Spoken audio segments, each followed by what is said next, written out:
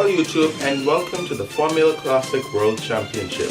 I'm your host Drayden North, coming to you live from the DK Media Studios in Nassau, Bahamas. Formula One Classic is just what it sounds like, Classic Formula One. We have took 5 cars from the 1980s and remastered them and put them on modern day Formula One tracks such as the Circuit of Americas, Singapore, and Bahrain. We've also put them back on the older tracks and the more legendary ones like Monza, Spa, and Monaco. There will only be 10 drivers, meaning that there has to be a change made in how the points are distributed. Only the top 5 will be receiving points. The winner will receive 12 points, second place will receive 8 points, third place will receive 6 points, fourth place will receive 4 points, and fifth place only 2 points. There will also be no qualifying, meaning that cars will qualify in a random selection. Unlike a normal championship, each round is selected by a random draw, meaning that there is no knowing where we'll go to next. In this round, we are going to be going to Germany. Germany is going to be round 1 of the 2017 Formula Classic World Championship.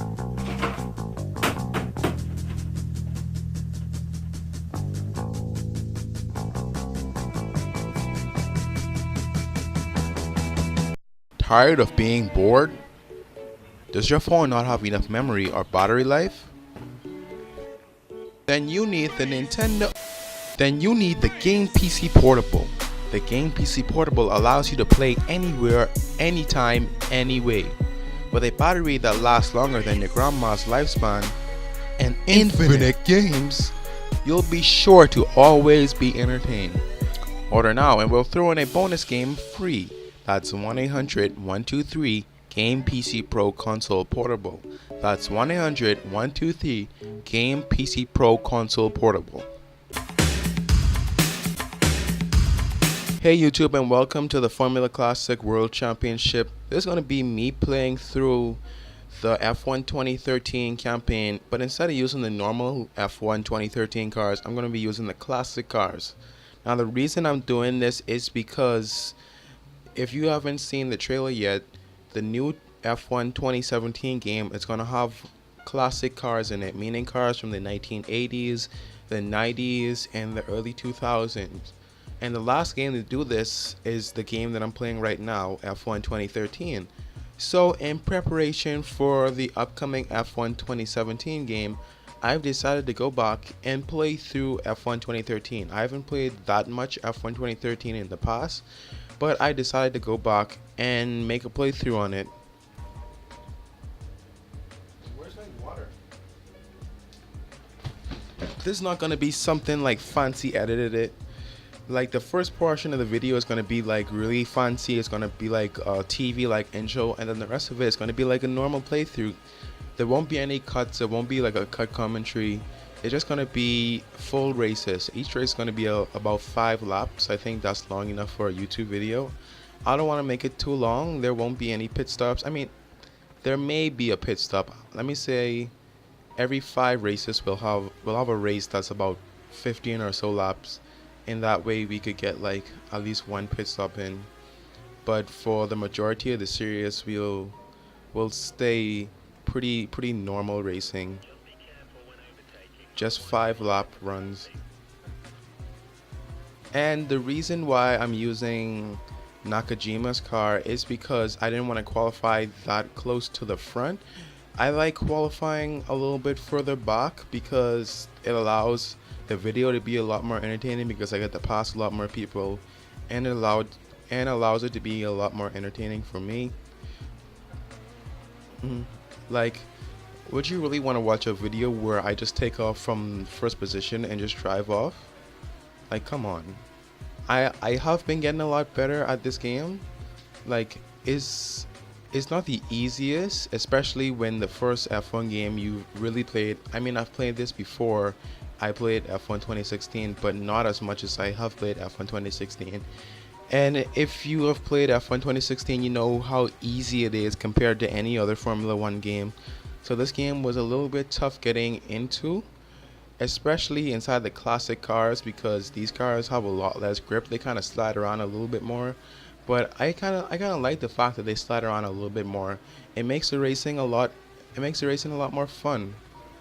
I mean, I think this car has a little bit of traction control built into it, so it makes it a little bit more easier, I suppose, but the back end still slides around pretty much a lot, especially how F1 2013 has reasonably low traction control compared to any other F1 game.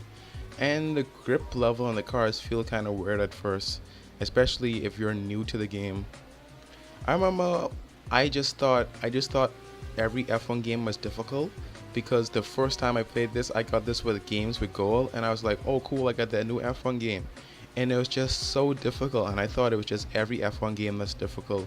But when I bought F1 2016, I was like, "This game is a lot easier," and so I went back and played F1 2013, and I found out no, it wasn't me who really sucked. I thought it was my fault. I thought I was just bad at it, but no, this game is actually kind of more difficult than any other F1 games. So if you've learned how to play F1 from the older F1 games, then you're probably a much better gamer than I am.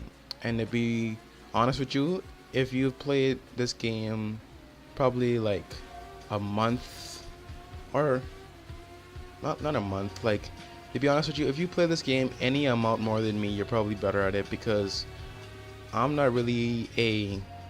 Let me just quote this. I haven't really played that much F1 games. I've only played this and 2016. I'm mostly a NASCAR guy. I played a lot of NASCAR games throughout my time, and I know those tracks really good. But I'm still fairly new to the circuits, even though right now I'm not playing with the track line on, the braking line on, because I've practiced a little bit and I've learned the braking zones a little bit for this. But later on in the series, I'm gonna potentially upgrade the difficulty, put the difficulty a little bit higher. I didn't want to put the difficult.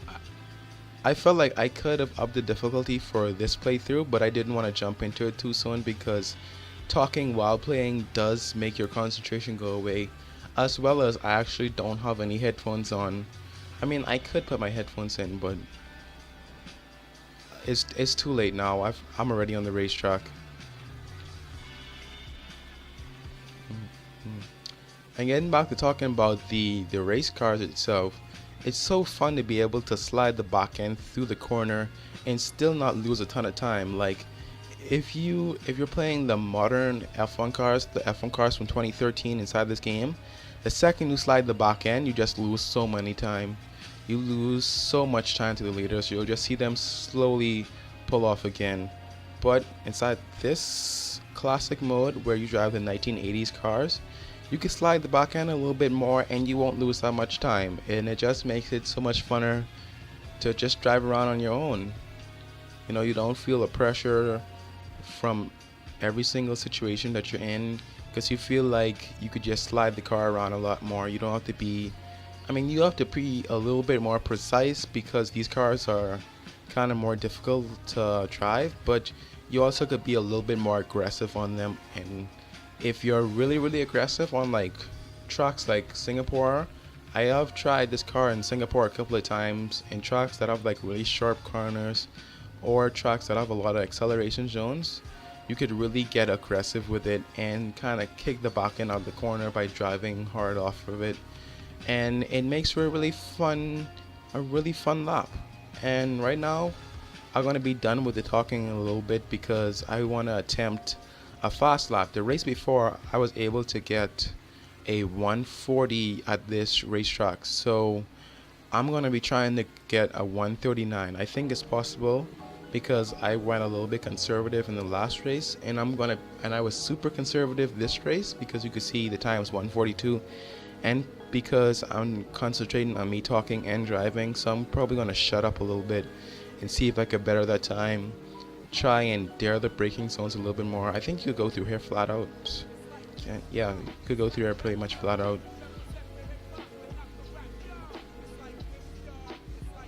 And then this corner right here, as long as the track's dry, you could basically just slide it through there. And this one, that one's a little bit tough when it's wet. I did two. I did two. I can't even talk anymore. I did two practice races at this racetrack. One was inside the dry, one was inside the wet. And on the wet lap, it was either understeer or oversteer. Like this corner, I understeered it a lot. Like I'm understeering it a little bit now as well. But ooh, I got a 140. Yes, all we need to do is shorten that time a little bit. But you understeer a lot inside the wet, and then other corners you oversteer a lot. So I'm gonna have to be learning from that throughout the course of the series on how to really drive the cars on different types of corners.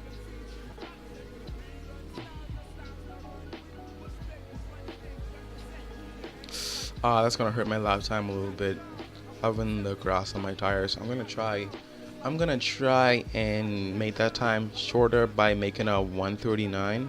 Since I've passed everybody else, might as well make it interesting and try and get a fastest lap.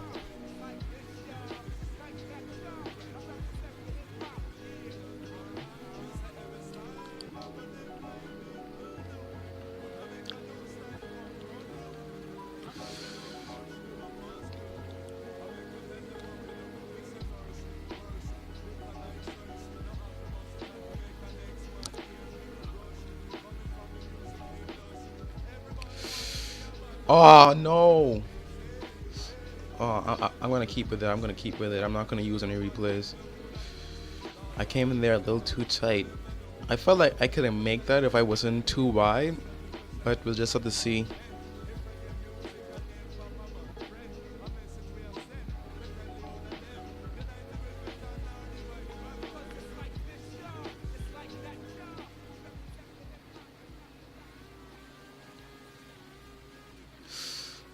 Do that oversteer. No, we're not. I think we went a little bit faster. Let me see. Nah, we didn't go faster.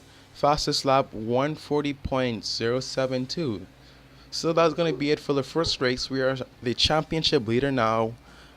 I'm probably gonna raise the difficulty for the next race. That race was a little bit too easy for me. Like we're about 5 lap race and we're already 13 seconds ahead of second place. So I think that says one thing, that we need to increase the difficulty for the next race. With round 1 of the championship complete, here's the standings. Drayden Knoll takes a 4-point lead over Nigel Mansell with a great result and the race win. Meanwhile, it was a bad day for his teammate Mika Hakkinen, scoring 0 points. With round 1 completed, the action is sure to be more intense for next week. Be sure to stick around to see round 2 of the FIA Formula Classic World Championship.